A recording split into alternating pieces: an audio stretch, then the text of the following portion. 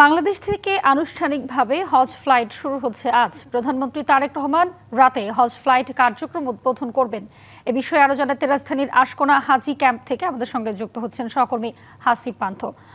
হাসিব, যেমনটি সরকার প্রধান বলছেন যে এবারের হজ যাত্রা নির্বিঘ্ন করতে সব ধরনের কর্মসূচি সম্পন্ন করা হয়েছে, তো আপনি যেখানে দাঁড়িয়েছেন সেই ক্যাম্পে কি কোনো অভিযোগ রয়েছে কিনা এবং যাত্রীরা সার্বিক কি প্রস্তুতি গ্রহণ করেছে সব মিলিয়ে জানাবেন। হাবিবা যেমনটি বলছিলেন, বিশেষ করে অভিযোগের কথা কিংবা যে সরকার যেমনটি বলেছেন সব ধরনের প্রস্তুতির কথা, আমি যদি আমার পেছনে একটু দেখাই, যে সকল হাজিরা রয়েছেন, যারা যাচ্ছেন হাজির রাতে, যারা যাচ্ছেন হজের জন্য, আমরা প্রত্যেকের সঙ্গে না হলেও অনেক হজ যাত্রীদের সঙ্গে কিন্তু কথা বলার চেষ্টা করেছি।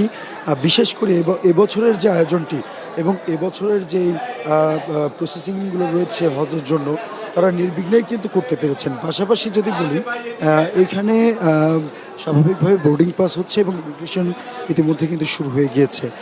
যদি আর কিছু তথ্য যুক্ত করি, আজ থেকেই কিন্তু মোটামুটি সব কিছু মিলে রাত 11:35 কিন্তু 419 জন যাত্রী নিয়ে প্রথম হজের ফ্লাইটটি ছাড়বেন এবং তার আগে অর্থাৎ 10টার পর আমরা যতটুকু জানতে পেরেছি সরকার প্রধান তিনি আসবেন এবং এসে এই জায়গাটি উদ্বোধন করবেন। পাশাপাশি আরেকটু যদি বলি যে শনিবার মোট 14টি ফ্লাইট রয়েছে, যার মধ্যে 6টি বিমান বাংলাদেশ এয়ারলাইন্স, 4টি সৌদি আরবের সাউদিয়া এবং 4টি ফ্লাইনাস পরিবহন করবে। এছাড়াও যদি আরেকটু যুক্ত করেছি, সৌদি আরবের সঙ্গে স্বাক্ষরিত হজ চুক্তি অনুসারে মোট হজযাত্রী শতকরা প্রায় 50% বিমান বাংলাদেশ এয়ারলাইন্স পরিবহন করছে।